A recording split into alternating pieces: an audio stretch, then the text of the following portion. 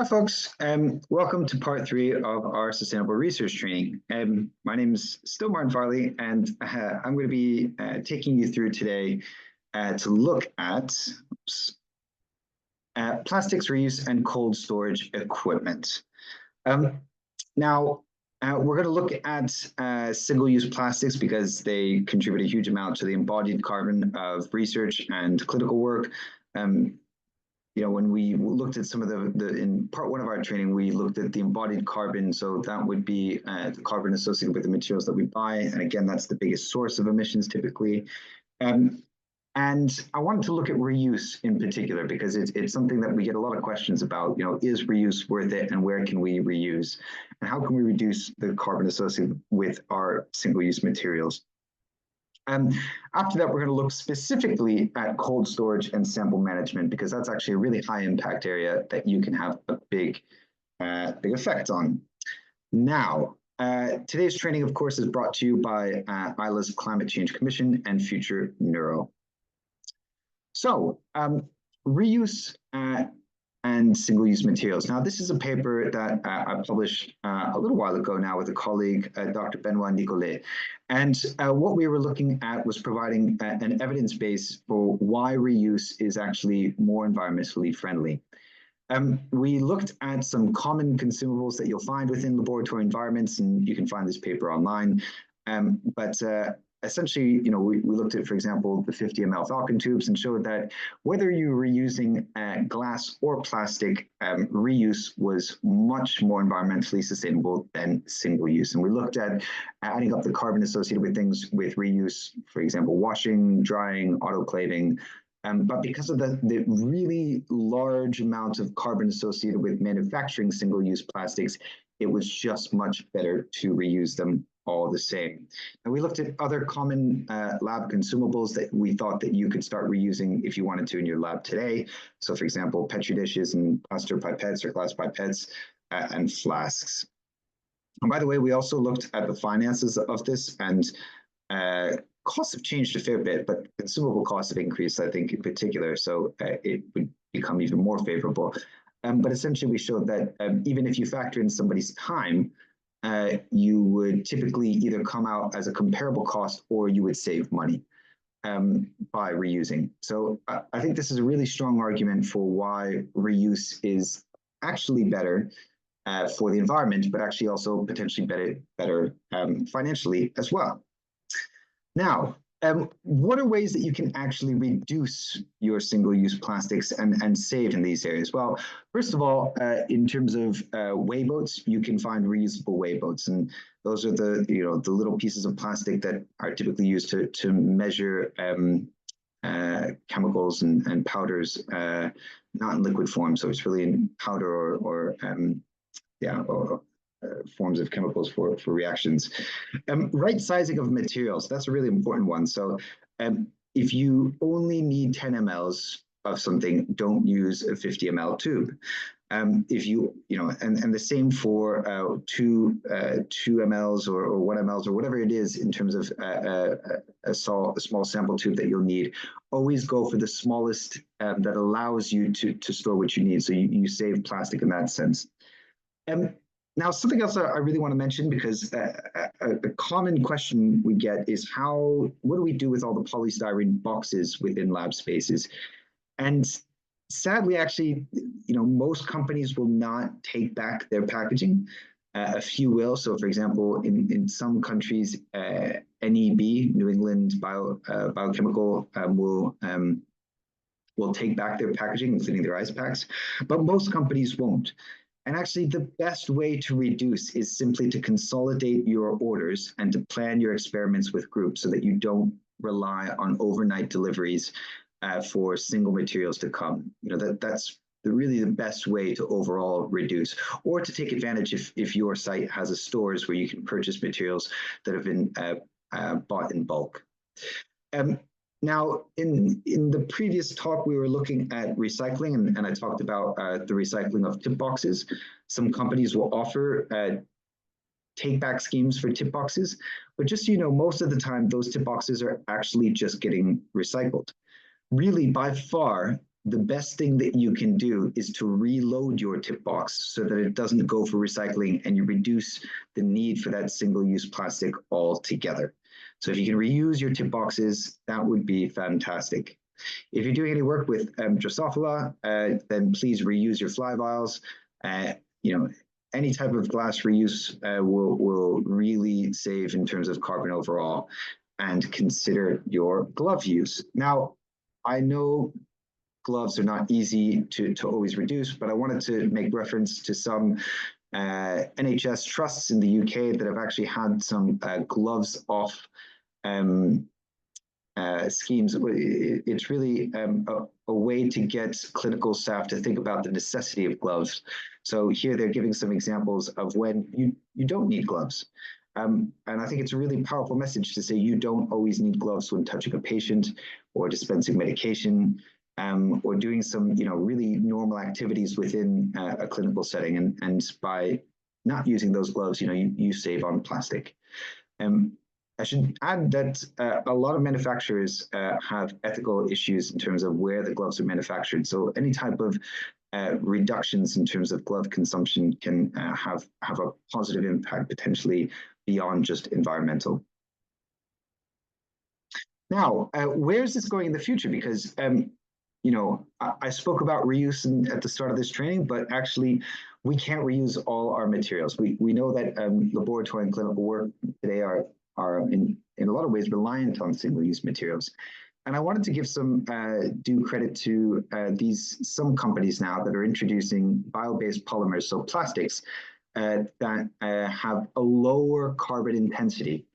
So that means it's less embodied carbon in their manufacturing. So it's still a single-use material, but it reduces the amount of carbon associated with it around 60%. Now, we actually did a life cycle assessment ourselves to validate this, but they referenced one as well. And I think that's really a positive example of a bit of transparency on their end to show that this does reduce the carbon associated. I could imagine that these new types of polymers might need to be validated for some scenarios. And there's also, I think, it's worth pointing out that there's a finite availability of them, and sometimes they might have higher costs. So it's not a perfect solution yet, but as they develop the technologies more and find more resources to produce these bio-based polymers, overall, this would be a way long-term to reduce the really high impacts of single-use plastics in research settings. This is just the paper I mentioned where we validated the plastics, the embodied carbon associated. And actually, if you ever want this paper, it allowed us to come up with this quiz, which I'm about to give you. But essentially, what we did was we looked at the embodied carbon of a lot of plastics and common consumables and solvents in a lab environment. So if you're interested in those, you can find those. But just to give you a bit of a quiz and to break things up a bit, what is the order in terms of CO2, well, embodied carbon in terms of magnitude? So which of these items do you think that I've put here, single-use items, have the most carbon associated?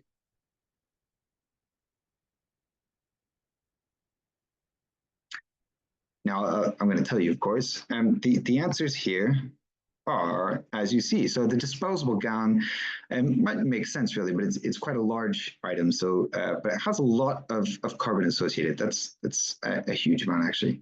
The tips are a lot of plastic actually, but without the tip box. So the tip box actually is I think something around 60%. So it would double the carbon a bit more if you actually include the tip box. So a huge amount of carbon can go into those as well. Well, huge, but relatively large for this.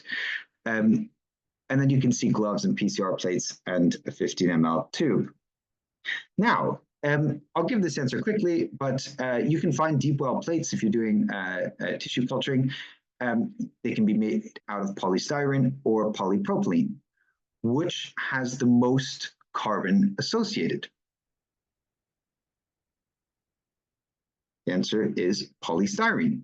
Now, I'm giving this as an example because actually this is a fantastic way to reduce the carbon associated with your materials, that you could make a switch today to look for polypropylene plates instead of polystyrene.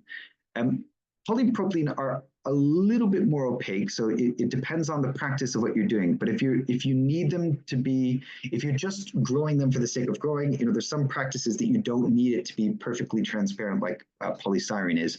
So actually, you could make that switch and immediately reduce the carbon associated with your consumables. Now, I'm going to move over to cold storage now. But a new ultra-low temperature freezer will consume as much electricity in a year as, and have a think, how many of these freezers do you think your institution has? By the way, ultra-low temperature, commonly referred to as -80, but I'm calling it ULT for a reason you'll see in a second. And the answer here is the average UK household. Ding, ding, ding. And yeah, so it's a lot of electricity going to those freezers. That doesn't count the air conditioning that then goes into it. So what can we do? Well, first of all, before we think about the freezers, think about how you store materials inside. This is an example from the King's College Women's Health Division, where they essentially were running out of space and they just reduced the microtube size that they were using, which vastly increases the capacity of their freezers and actually saves on plastic as well. So I think that's a really great way to consider how you can make better use of the internal storage. Also, of course, make sure that your labels are legible and ideally ethanol proof and freezer proof so that you can read them when you come back in a few years. And of course, consider how you store materials to make the most of the space with racking. Now, in terms of the actual samples, make sure that you track when people leave on a permanent basis.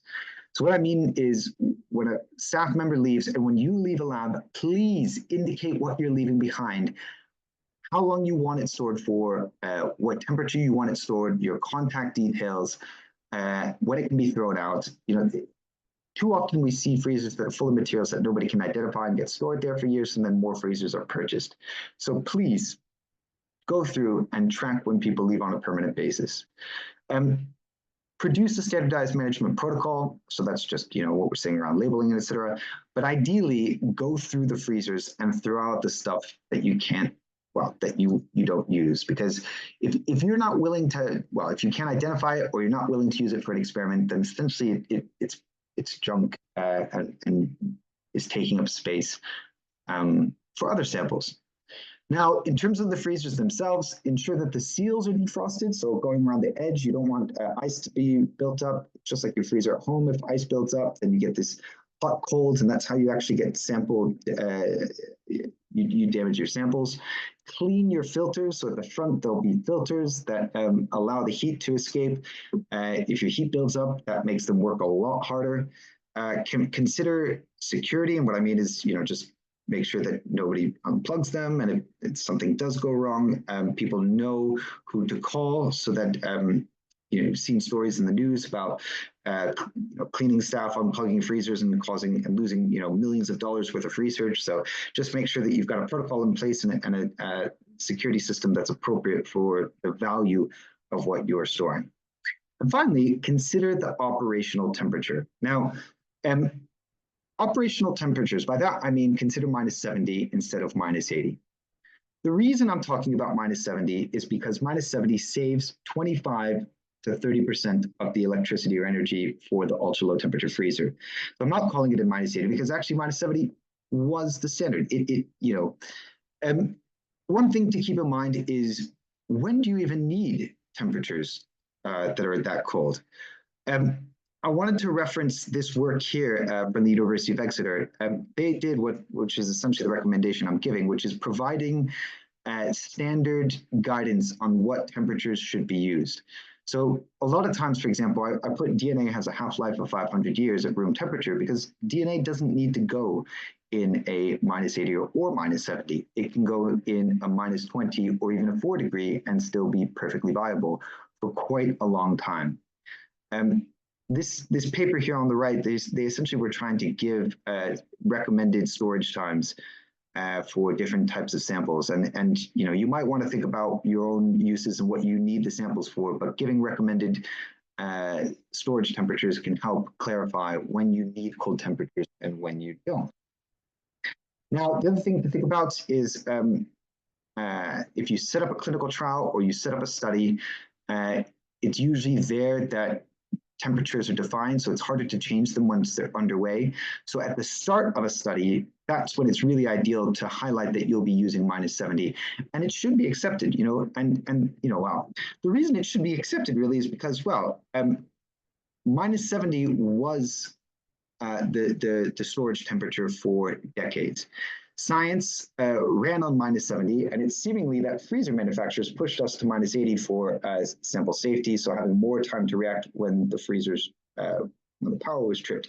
But actually, insulation has improved today a huge amount. So you can see a study I did at the University of Edinburgh that actually the time that you have to react is pretty significant. If you want a guide on best practice, then I'd encourage you to look at the University of Edinburgh. They have a best practice guide on managing freezers. But also check out the short-term study that I did there, which shows the increase in temperature over time and shows that there's not a big difference in temperature increases between -70 and -80.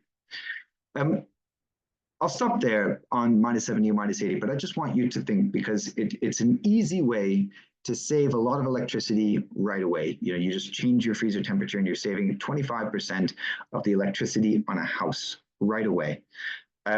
So it's just a really, really powerful way that as researchers and clinicians, we can make a quick impact. So, that's it from today. I want you to just walk away with these few messages. So first of all, reuse is feasible. And when you do reuse, it does save on carbon and money as well.